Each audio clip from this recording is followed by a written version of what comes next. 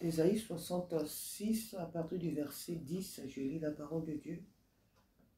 Réjouissez-vous avec Jérusalem, faites d'elle le sujet de votre allégresse. Vous tous qui l'aimez, tressaillez avec elle de joie. Vous tous qui menez deuil sur elle, afin que vous soyez nourris et rassasiés du lait de ses consolations, afin que vous savouriez avec bonheur la plénitude de sa gloire. Car ainsi parle l'Éternel.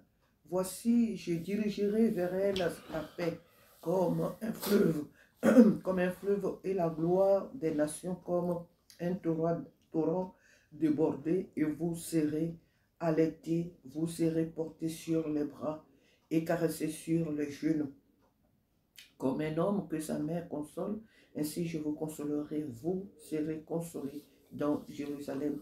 Vous le verrez et votre cœur sera dans la joie et vos os reprendront de la vigueur comme l'herbe. L'Éternel manifestera sa puissance envers ses serviteurs, mais il fera sentir sa colère à ses ennemis. Amen. Et ici, c'est une promesse qui est faite. Vous voyez, quand on lit la parole de Dieu avec les yeux spirituels, nous comprenons de suite ce que Dieu est en train de dire. Il dit, réjouissez-vous avec Jérusalem, faites d'elle le sujet de votre allégresse. Ce que nous vivons aujourd'hui, ce que nous voyons aujourd'hui, que ce soit d'Israël, du peuple de Dieu, ce que nous voyons aujourd'hui de l'Église, les turbulences, les imperfections, les douleurs, les persécutions, les humiliations, les rejets, tout ce que nous voyons aujourd'hui n'est pas le futur de Jérusalem, n'est pas le futur de l'Église, n'est pas ton futur, n'est pas mon futur en tant que peuple de Dieu. Le Seigneur, ce n'est pas qu'il minimise ce que nous sommes en train de vivre au jour d'aujourd'hui, non. Mais il veut nous faire comprendre que malgré tout ce que nous sommes en train de vivre aujourd'hui, il parle bien même de la douleur d'Israël, de Jérusalem. Il dit, vous qui menez deuil sur Jérusalem, ce qui veut dire que Jérusalem est dans un état, on peut dire, lamentable.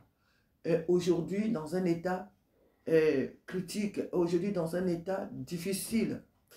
Donc, pourquoi on mènerait deuil sur Jérusalem comme un fils unique?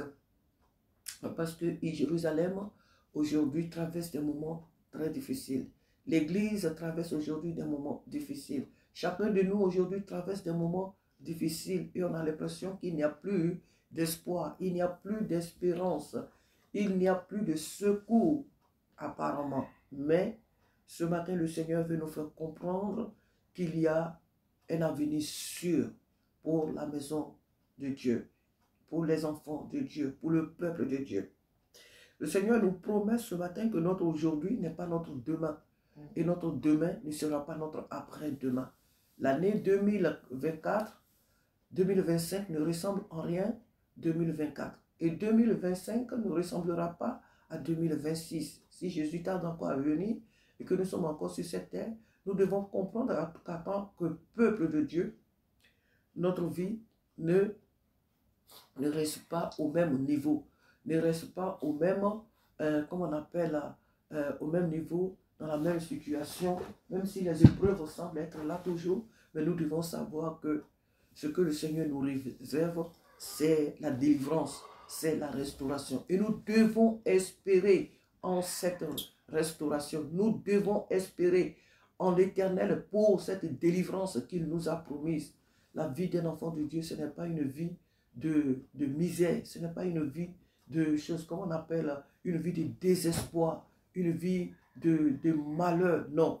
Certes, il y a beaucoup de preuves, mais c'est une vie de joie, c'est une vie de paix, c'est une vie de repos. Vous voyez, on dort, on se lève en paix, mais il y a beaucoup de personnes sur cette terre, beaucoup de personnes qui ont des moyens financièrement parlant, qui ont tout, qui ont des maisons, qui ont tout, mais vraiment qui ont tout. Mais pour trouver le sommeil, il leur faut prendre des médicaments. Et encore, des fois même, ils prennent les médicaments, mais le sommeil n'est pas réel. Ce n'est pas un sommeil réel. Quand ils se réveillent de ces genres de sommeil, ils sont encore malades, ils sont encore perturbés. ils marchent dans la crainte, la peur de mourir, la peur de tout perdre. Ce sont des personnes qui vivent avec des pressions, des oppressions, des angoisses constantes, qui n'ont pas la paix. Nous avons cette tranquillité. Nous allons nous coucher en paix, nous nous réveillons en paix, nous vivons en paix. Malgré les épreuves, nous vivons en paix. Nous devons comprendre que le meilleur est à venir. Le meilleur nous attend. C'est vrai que nous ne dirons pas que c'est vrai comme le meilleur nous attend pour le moment. Acceptons de... vivons dans des problèmes à des points finis, vivons dans des calamités, vivons dans la pauvreté, vivons dans des choses à des points finis. Et puis, comme il y a le meilleur que nous attend, non, loin de là.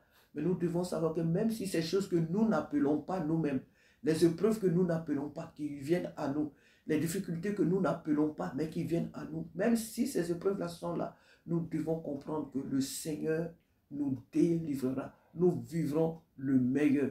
Nous vivrons un jour la gloire que Dieu nous a promise.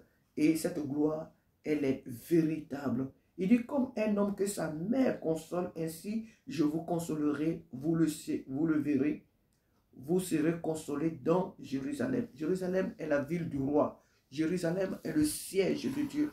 Jérusalem est la maison de l'Éternel.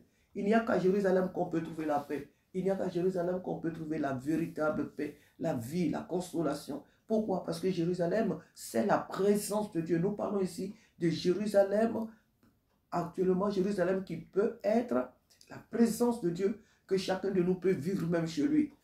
C'est Jérusalem que chacun de nous peut vivre dans son intimité avec Dieu, peut vivre dans sa chambre, peut vivre tous les jours. Ce n'est pas Jérusalem en tant que nation que nous voyons aujourd'hui qui est perturbée de toutes parts, de toutes parts. Ce n'est pas de cette Jérusalem que nous parlons, car dans cette Jérusalem, il y a toutes sortes de choses que Dieu n'aime pas. Il y a toutes sortes de choses dont Dieu a en horreur. Donc, il n'est pas question ici de ce Jérusalem naturel. Il n'est pas question de ce Jérusalem physique. Il est question de la Jérusalem que les mains de l'Éternel ont bâti lui-même. Cette Jérusalem où le mal ne régnera plus jamais. Amen. Donc, vraiment, le Seigneur nous parle de la consolation. Mais nous devons savoir aussi ce matin que, avant que ce jour n'arrive, quiconque craint l'Éternel, malgré les épreuves, les difficultés, vivra en paix, vivra heureux. Parce que le Seigneur sera toujours là pour nous relever. Il sera là toujours pour nous consoler. Il sera là toujours pour nous guider.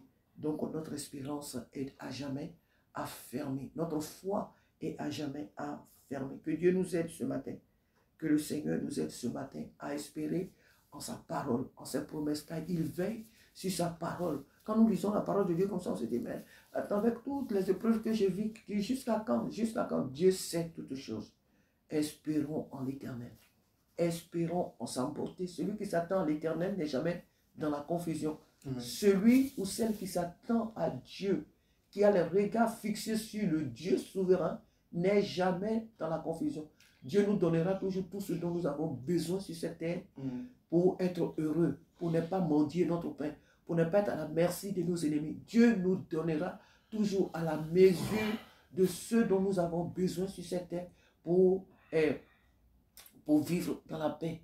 Voilà. S'il veut que nous soyons dans une abondance extrême, que la gloire lui revienne. S'il veut, comme David le dit, je ne veux pas que tu m'enrichisses, donne-moi tout simplement la mesure de ce que je veux, pour ne pas que je convoite ce qu'a mes amis. Il nous le donnera. Donc que son nom soit ce matin béni, que son nom soit ce matin élevé, parce que comme une mère console son fils, le Seigneur nous promet la consolation, et voilà qu'il nous a envoyé son esprit, qui est toujours là avec nous, notre consolateur, qui vit toujours avec nous. Que son nom soit béni pour son œuvre dans nos vies. Amen. Pour sa promesse. Alléluia. Éternel, notre